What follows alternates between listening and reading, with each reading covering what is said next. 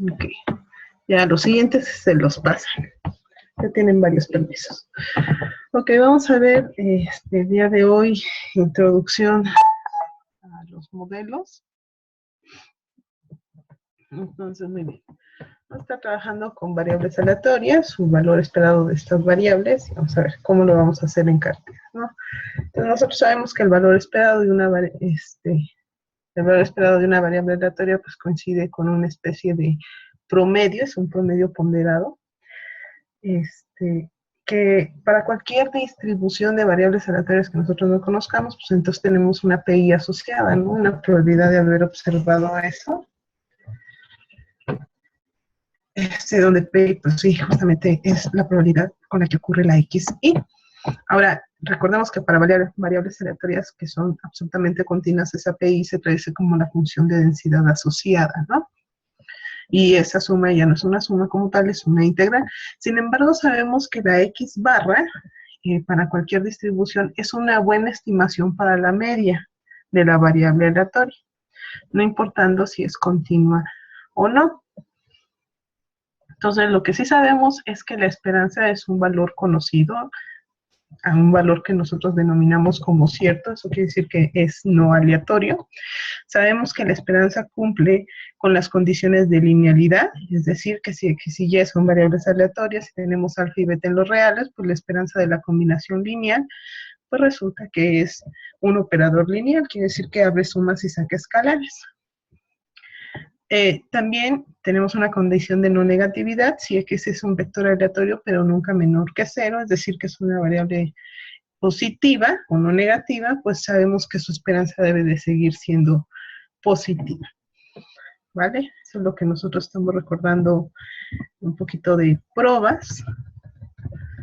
Ahora vamos a ver. En el caso de la varianza, lo que estamos viendo es que tanto la variable aleatoria se está desviando de su promedio, ¿no? Bueno, de este promedio ponderado, ¿no? De su valor esperado. Entonces nosotros sabemos que por definición, lo que conocemos como sigma cuadrado va a ser la varianza de la variable aleatoria, que se define como la esperanza de X menos su media al cuadrado. Que si nosotros desarrollamos, pues es fácil ver que la varianza la podemos ver como la esperanza del segundo momento menos el primero al cuadrado. Ahora, la desviación estándar puede ser la raíz cuadrada de la varianza y se le conoce como otra medida de dispersión con respecto de la media.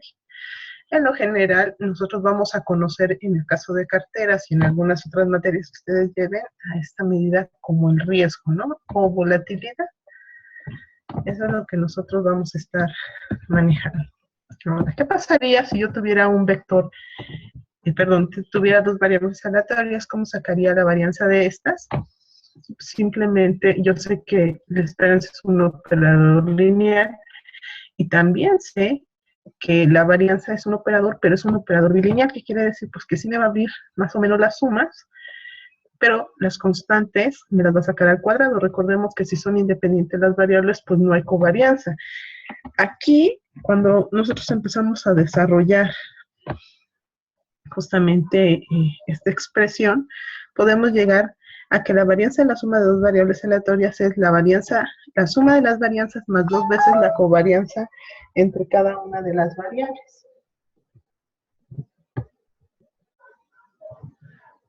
¿Ok? Entonces, ¿hasta aquí alguna duda? Okay. Aquí viene un tópico interesante que es la covarianza, ¿no? O sea, decimos que dos variables aleatorias son independientes si el resultado de una variable no depende del resultado de la otra.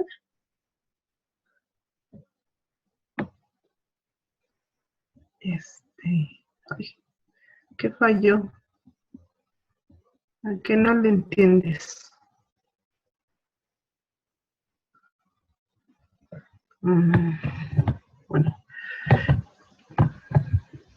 ¿Qué dice? Ah, ya, perdón.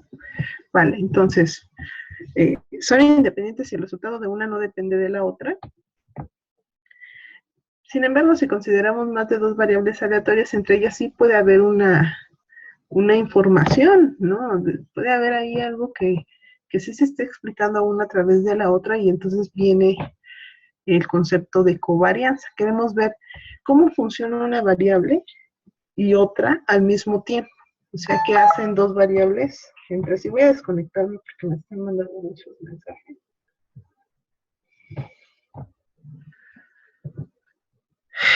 Ok, ¿no? Entonces viene el concepto de covarianza. Yo defino a la covarianza como también una esperanza, pero ahora, ¿qué es lo que voy a estar midiendo? ¿Qué tanto se está alejando cada una de las variables con respecto de su media? Pero también al mismo tiempo voy a estar checando a la otra, ¿no? Entonces, lo que voy a estar checando es cómo se están comportando las dos con respecto de su media al mismo tiempo. Claramente, pues si nosotros desarrollamos esta expresión, si nosotros decimos que sigma XY se define como la covarianza y la covarianza es la esperanza de X menos su media por Y menos su media, entonces podemos llegar fácilmente a la expresión de que es la esperanza del producto de las variables menos el producto de las esperanzas. ¿Ok? Entonces nosotros sabemos que si fueran independientes las variables, pues esta cosa nos tendría que dar 0. Ahora aquí hay que estar checando que nos está hablando de qué tipo de independencia, ¿no? O sea, aquí hay que estar checando el tipo de independencia de la que nos están hablando. Es una independencia a la que nosotros denominamos estocástica, ¿no? Entonces vamos a ver lo siguiente. Si estas dos variables tienen la propiedad de que su covarianza se iguala a 0, entonces se dice que no están correlacionadas linealmente. Aquí la independencia a la que nos estamos refiriendo en cuanto a la covarianza es una independencia lineal. Aguas, que la covarianza sea 0 no implica que alguna otra dependencia exista, ¿sale? Entonces hay que tener mucho cuidado con las afirmaciones que hacemos en cuanto a covarianza. Ahora, si la covarianza es mayor que 0, se dice que están correlacionadas positivamente. Y bueno, estamos bajo el supuesto de independencia, entonces la covarianza entre X y Y tendría que ser la desviación estándar de X por la desviación estándar de Y, ¿no? Entonces, aquí si es menor que 0, pues estamos diciendo que son correlacionadas negativamente y entonces pues, la covarianza debería de ser menos el producto de las desviaciones. Bueno, en estos gráficos podemos ver si hay una correlación positiva entre las variables, pues debería de estarse apegando mucho los puntos a una recta, pero con pendiente positiva. Si los datos estuvieran correlacionados negativamente, se apegan a una recta, pero con pendiente negativa. Cuando no encontramos ningún patrón, entonces decimos que están incorrelacionadas o no correlacionadas. La covarianza pues debe de satisfacernos la siguiente condición y es que el valor absoluto de la covarianza sea menor o igual al producto de las desviaciones estándar. Eso quiere decir que yo puedo hacer una construcción frecuentemente útil que se le llame el coeficiente de correlación de Pearson, ¿no? De manera que lo único que tengo que hacer es tomarme el lado derecho de esta desigualdad, pasarlo hacia el lado izquierdo y así se construye este coeficiente de correlación que se define como la covarianza entre las dos variables. Y esta cosa lo voy a dividir entre el producto de las desviaciones estándar, ¿no? Claramente el coeficiente de correlación está entre -1 y 1. Entonces esto nos permite hacer una mejor inferencia sobre la estructura de relación lineal que hay entre las variables. ¿Por qué? Porque si se aproxima mucho a 1, pues esto estoy diciendo que hay una perfecta correlación positiva. Si se acerca a -1 es una perfecta correlación negativa y si está en 0, pues no hay forma de decir qué está pasando, ¿no? Lo único que estoy diciendo es que no están correlacionadas linealmente. Entonces, bueno, una observación importante es que hay que recordar que la covarianza de una variable aleatoria consigo misma coincide con la varianza. ¿Hasta aquí todo claro?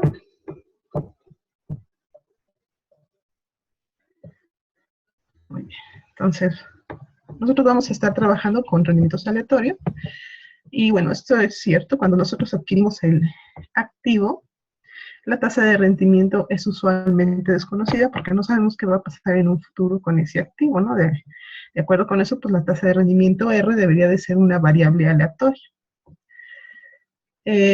Bueno, pues para propósitos analíticos vamos a resolver el valor incierto de esta tasa de rendimiento con su valor esperado de acuerdo a su media, ¿no? Entonces su varianza la vamos a definir pues como sigma cuadrada, ¿no? Entonces, eso es lo que vamos a anotar. O sea, la notación es R es el rendimiento, es una variable aleatoria, y entonces vamos a decir que su rendimiento esperado es R barra, y su varianza va a ser sigma cuadrada. Realmente nosotros en la práctica no tenemos estos valores totalmente dados, ¿no? Sino que utilizamos los estimadores para cualquier distribución, que en este caso sería la R barra como la suma de las RIs, entre el número de RIs que tengamos y la sigma cuadrada como la S cuadrada poblacional que a todos conocemos. Entonces, aquí viene lo importante. Si yo tengo N activos, cada una tiene sus tasas de rendimiento como variables aleatorias R1 hasta Rn.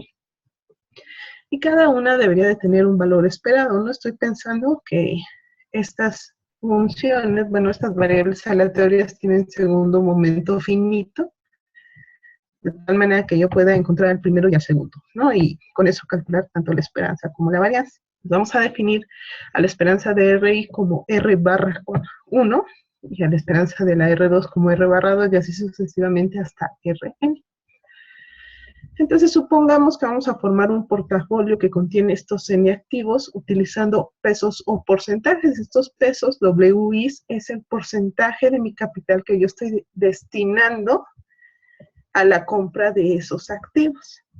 De tal manera que el rendimiento del portafolio en términos de los rendimientos individuales debería de ser la combinación lineal entre las Ws y las Rs.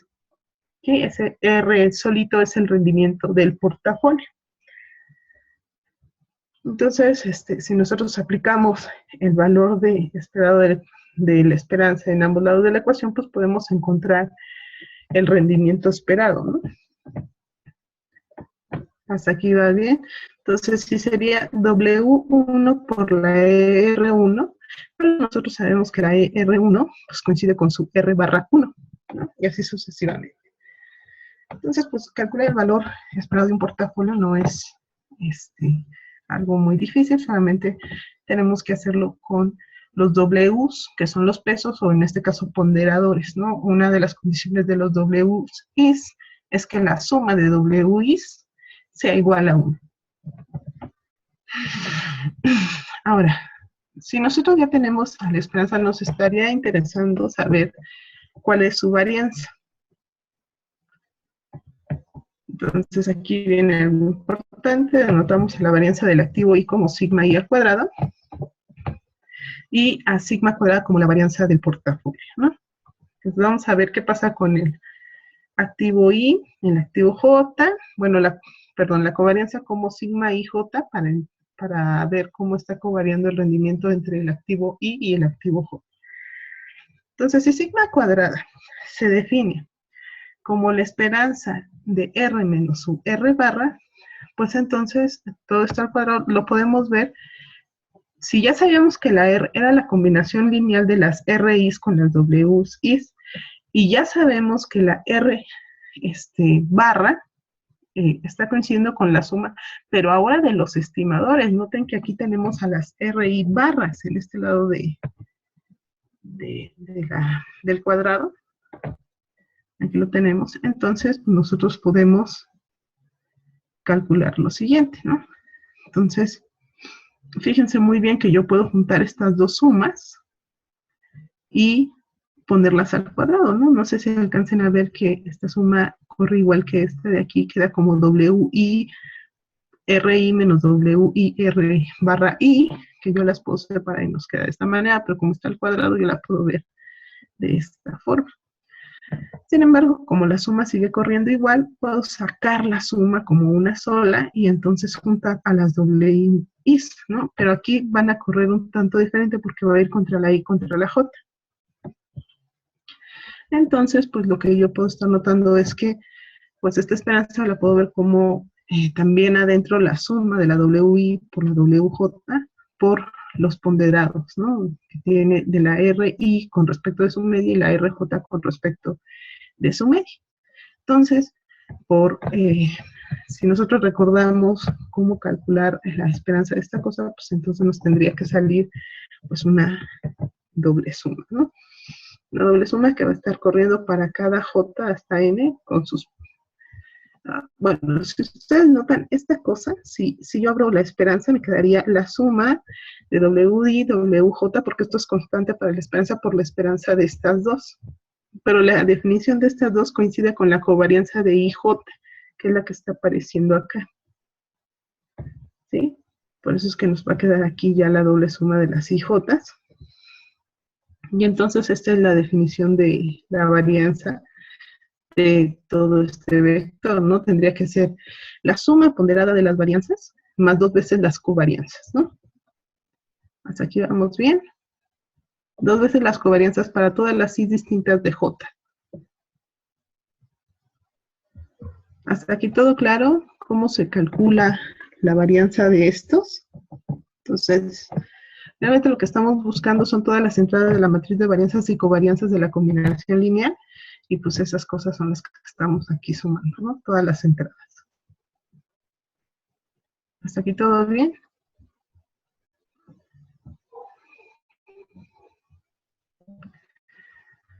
Viene un tópico importante que es la cuestión de la diversificación, ¿no?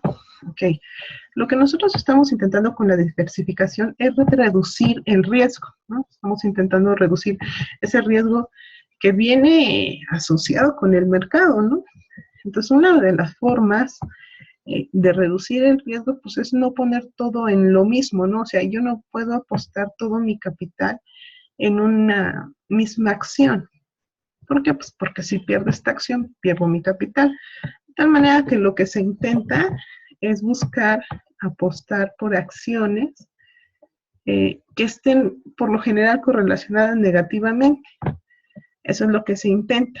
De tal manera que si una pierde, pues la otra gane. Sin embargo, a veces eso no se puede. Otra cosa que se puede hacer es que tú apuestes por un número muy grande de acciones, ¿no? Eso también te lo va a reducir, pero eso es como que muy, muy chafa. Y ahorita vamos a ver por qué. Ok. Fíjate muy bien. Aquí dice, la diversificación puede definirse como la combinación de títulos con características de riesgo diferentes con la finalidad de que el riesgo del conjunto disminuya. Esa es la finalidad de la diversificación. Actualmente, esta diversificación puede llevarse a cabo incluyendo títulos correlacionados negativamente, que es lo que les estaba comentando, aunque se puede obtener el mismo efecto cuando la cartera tiene un número suficientemente grande de valores, incluso cuando existe una correlación positiva entre ellos, ¿no? Entonces, si nosotros regresamos a la definición de varianza de una cartera, o sea, sigma cuadrada de RP, pues volvemos a lo que se había calculado con anterioridad. Ahora vamos a suponer que todos los pesos de estas carteras son iguales. Es decir, voy a darles a todos el mismo peso e invertir la misma cantidad en cada una de estas acciones. De tal manera que la ecuación anterior se puede ver reducida. Bueno, aquí la WI se vuelve 1 entre n al cuadrado, que sale como constante para la suma. Y aquí es 1 entre n por 1 entre n, sucede lo mismo, 2 entre n al cuadrado, ¿no? Entonces, bueno, yo puedo verlo de forma más estética como 1 entre n entre la suma de las varianzas ponderadas más 2 entre sigma cuadrada por la suma de las covarianzas, ¿no? Ahora, si nosotros multiplicamos y dividimos el segundo sumando por n cuadrada menos 2 entre n, es decir, multiplico por 1, ¿no? Lo que estoy buscando es una expresión más adecuada para poder analizar estos datos. Al primer sumando no le hacemos nada, al segundo sí. Entonces, observemos que vamos a meter información de del otro lado, ¿no? Entonces, notemos que al final nos queda 2 por n cuadrado menos n cuadrado menos n en esta parte. Si nosotros seguimos operando, llegamos a la expresión que tenemos aquí. ¿Qué quiere decir esta expresión? Fíjate, si tú tuvieras una n lo suficientemente grande, es decir, manda a la n lo suficientemente grande, quiere decir que esta cosa se te va a cero, ¿no? Sí lo alcanzan a ver, o sea, esta de aquí se te va a cero y te queda 1 por esta cosita de acá, pero esto se te va ponderado. Y entonces, al final estarías viéndotela nada más entre las matrices, bueno, entre la información de las varianzas. Entonces, bueno, nosotros sabemos que el número de varianzas que tenemos aquí, son n. Y el número de covarianzas, pues son las combinaciones de 2 en n, ¿no? Que son estas de aquí. Son el número de combinaciones que tú tienes para las covarianzas. Entonces puedes definir a la varianza media y a la covarianza media como lo siguiente. Pues dices, pues la suma de las varianzas entre la n y entonces las covarianzas entre su ponderador de las combinaciones, ¿no? De tal manera que la expresión anterior te queda como 1 entre n por la varianza media y 1 por 1 menos n por la covarianza media. Si tú aplicas aquí límite cuando n tiende a infinito, ¿qué es lo que te va a suceder? O sea, si tú tienes un número muy grande de títulos, ¿qué es lo que te debería de estar sucediendo? Pues esta cosa se te va a cero, esta cosa se te va a cero y nada más te queda la covarianza media entre I y J, ¿no? Entonces lo que estamos probando básicamente es que existen dos clases de diversificación o dos fuentes para la disminución del riesgo de cartera, ¿no? Una que se llama la diversificación ingenua, que pues quiere decir que consideres un número muy grande de títulos en propiedad. Y con eso vas a asegurar que el riesgo va a disminuir y tiende hacia la covarianza media. Ya habíamos mencionado anteriormente, hace mucho, que por lo general ya con 20 títulos lo lograbas. Y otra es la diversificación que viene generada por el modelo de Markowitz, que consiste en reforzar la deducción del riesgo, incluyendo títulos correlacionados negativamente, que eso es lo que se debería de hacer, ¿no? O sea, en general nosotros deberíamos de buscar los más correlacionados negativamente y esos son los candidatos para entrar en nuestra cartera. De tal manera que existen dos tipos de riesgo. Un riesgo que yo puedo, ¿cómo se llama? Controlar, que es el riesgo diversificable, y otro riesgo que no puedo ¿cómo se llama? Que no puedo reducir, ¿no? Es un riesgo ya inherente a las empresas. Entonces, fíjense en estas gráficas, se están graficando el número de activos que no están correlacionados contra la varianza del portafolio. Entonces, si tú tienes un título, pues claramente tu varianza pues, se va a 1, ¿no? Si tienes dos títulos, pues baja a 0.5 en activos no correlacionados y a medida que tú vayas incrementando el número de activos no correlacionados, pues se va a ir viendo disminuido este riesgo.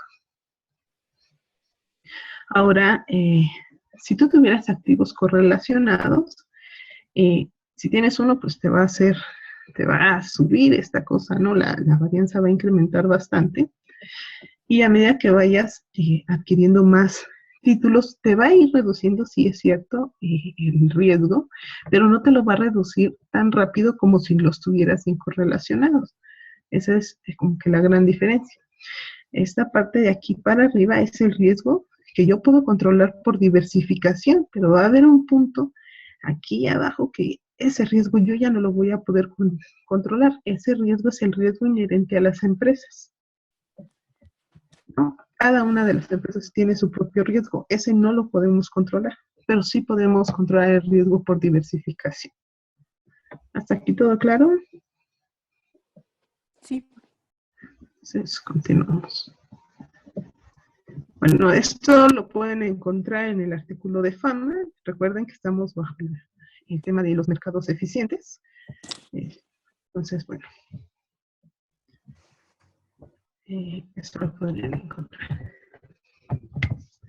Ahora, si los activos no están correlacionados, bueno, eso es lo que estábamos viendo, pues la varianza puede ser muy pequeña. Si los activos tienen correlación positiva, debe haber un límite inferior para la varianza conocido como riesgo sistemático. Eso es cierto, este es un riesgo de mercado no diversificable, eso es inherente a cada empresa, eso no lo vas a poder controlar jamás. Ahora vamos a ver. Una forma de entender esto es la siguiente. Supongamos, como ejemplo, que tenemos varios activos de los cuales todos están mutuamente no correlacionados, ¿no?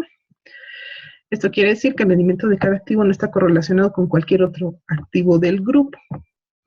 Ahora vamos a suponer que la tasa de rendimiento de cada uno de estos activos tiene una media mu y una varianza sigma cuadrada. De igual manera, vamos a decir que cada uno de los pesos tiene valor 1 entre n, vamos a ponderar igual. Entonces, la tasa de rendimiento conjunta para este portafolio pues, tendría que ser, coincide con el promedio aritmético, ¿no? Claramente la media sigue siendo mu y es independiente de la n que nos estemos agarrando, puede ser una n muy grande o muy pequeña, eso no importa. Pero la varianza sí va a depender de la n, ¿no? Si esta varianza va a ser totalmente dependiente de la n, entonces, pues claramente entre la n sea más grande, pues vas a ir reduciendo esto. Claramente tienes un grave problema si nada más tienes n igual a 1, ¿no? O sea, si tú nada más tienes un activo, pues tienes una varianza muy grande. A ver.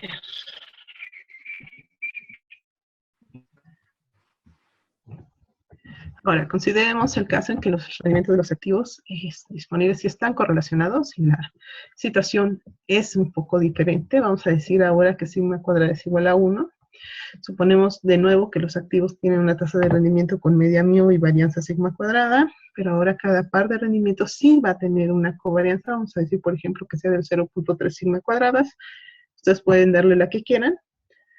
Y de nuevo vamos a formar el portafolio de proporciones iguales. Entonces aquí la varianza se va a modificar un poco, ¿no? Pues básicamente lo único que va a verse afectado es justamente este porcentaje, ¿no? El 0.3 que va a estar sacando. Y claramente un 0.7 aquí. Entonces, bueno, ese resultado, lo que les va a estar diciendo es que es imposible reducir la varianza por debajo de 0.3 sigma cuadrado sin importar qué tan grande sea la n, ¿no? O sea, si tú metes aquí a la n igual a 1, pues mándale infinito y esta cosa se te vuelve 0, o sea, tú jamás vas a poder reducir la varianza, ¿no? O sea, si los activos están correlacionados, no vas a poder reducir la varianza a 0. ¿Hasta aquí todo claro? Entonces, si están incorrelacionados, pues sí, depende de la varianza de la n, puedo reducir la varianza a medida que incremento, pero si están correlacionados, que eso es lo que siempre va a suceder, pues va a ser imposible que nosotros podamos reducir el riesgo sistemático. Entonces, nos quedan 9 minutos. Si nos vota, volvemos a entrar, ¿vale? Ok, vamos a ver las hipótesis del modelo de media varianza de Markowitz. Vamos a hacer unas aclaraciones. El supuesto del modelo de Markowitz te dice que la selección de las inversiones se refiere estrictamente para un periodo finito, es decir, tú no vas a estar trabajando para una eternidad, ¿no? No vas a estar trabajando con datos que duren muchísimo tiempo. Aquí se considera que el inversionista es adverso al riesgo, es decir, que entre mayor sea su temor al riesgo, pues su deseo de rentabilidad debe de ser también mayor, bueno, lo que ustedes conocen como la utilidad marginal decreciente. Bueno, esto quiere decir también que estas preferencias entre el riesgo y rendimiento del inversionista, pues se pueden expresar de forma matemática, ¿no? Básicamente la idea es, si tú me estás dando más riesgo, pues claramente yo quiero un mayor rendimiento, ¿no? Eso es lo que se está basando esta idea de Markowitz. Este supuesto es importante, los rendimientos de los precios de los activos y por lo tanto el rendimiento del título del portafolio debe ser una variable aleatoria que se distribuye normal. Aguas, es la del portafolio. ¿Sale? Debe de ser normal. Nosotros vamos a utilizar el teorema central del límite y vamos a decir que tenemos una submuestra lo suficientemente grande para asegurar normalidad. ¿Sale? Por eso es que en este caso no vamos a utilizar el modelo de Markowitz para periodos muy chiquitos, pero tampoco para un periodo infinito. Entonces, por lo general se utiliza por lo menos un año para que tú puedas utilizar el modelo de Markowitz, ¿no? Basándose en el teorema central del límite, pensando que tenemos una muestra lo suficientemente grande. Vamos a estar ante un mercado de competencia perfecta, no voy a tener barreras de entrada o de salida, los productos van a tener que ser homogéneos y voy a tener un gran número de compradores, así como de vendedores. Esta cosa es importante, los activos deben de ser negociables y divisibles. Esto puede ser porque hay algunas acciones, nosotros ya vimos que hay un tipo de acciones que se venden solamente en totalidad, ¿no?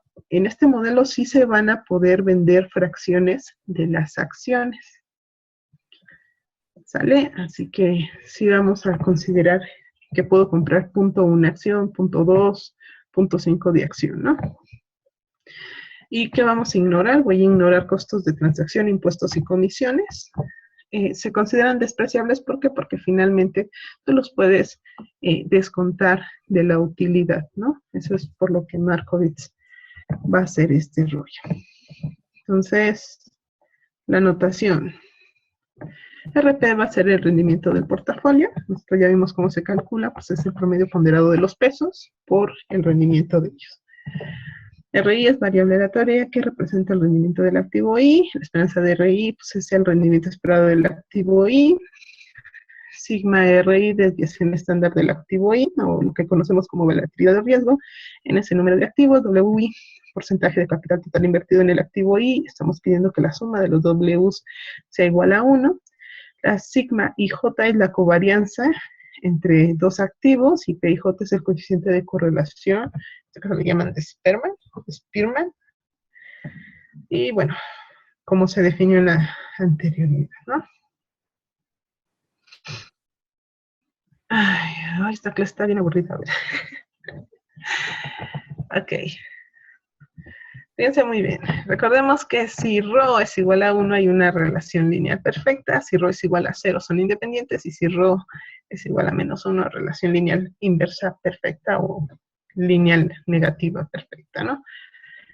Si nosotros tenemos dos activos, entonces podemos calcular el rendimiento del portafolio de esta manera, pero pues estas son variables aleatorias, de tal manera que yo voy a utilizar a la esperanza para poder estimar el rendimiento promedio, ¿no? Entonces, pues, simplemente la esperanza, el rendimiento promedio del portafolio va a ser pues, la ponderación, ¿no? O sea, la suma de los valores ponderados de cada uno de los rendimientos.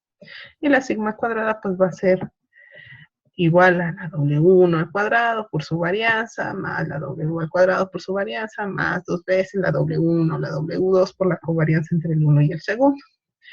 ¿Qué es lo que nosotros vamos a utilizar aquí? Pues vamos a utilizar a los estimadores. ¿Cuáles? Pues a la R barra y acá vamos a utilizar a la S cuadrada. Entonces hay que tener cuidado con eso. Si tuviéramos tres activos sucede algo muy similar para la esperanza. Sin embargo, la varianza, recuerden que vamos a tener la suma de las varianzas más 2 veces las covarianzas entre los diferentes activos.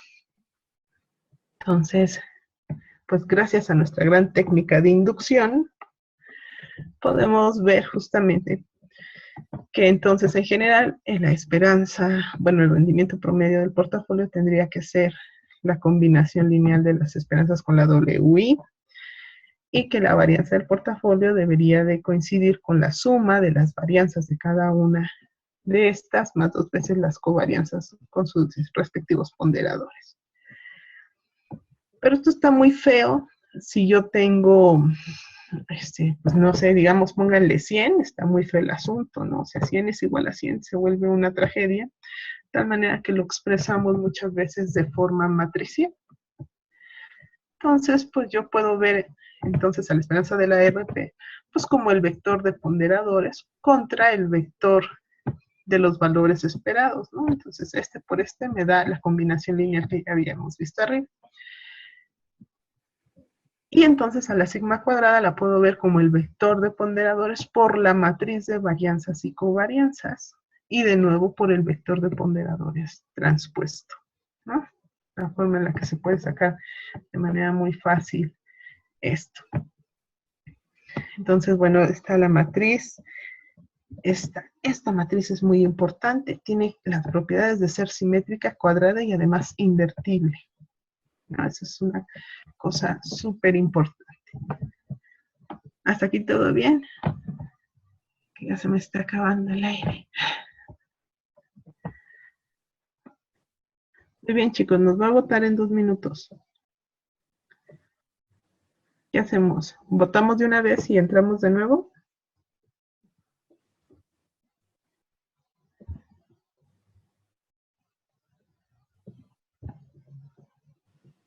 ¿Qué hacemos? ¿Qué hacemos? A ver, Quique decide. ¿Qué hacemos? Esto básicamente es lo que van a utilizar ahorita para su tarea. Vale, entonces votamos en la sesión y entramos de nuevo de una vez, ¿vale? Órale. Entonces voy a cerrarla ahorita y entramos otra vez.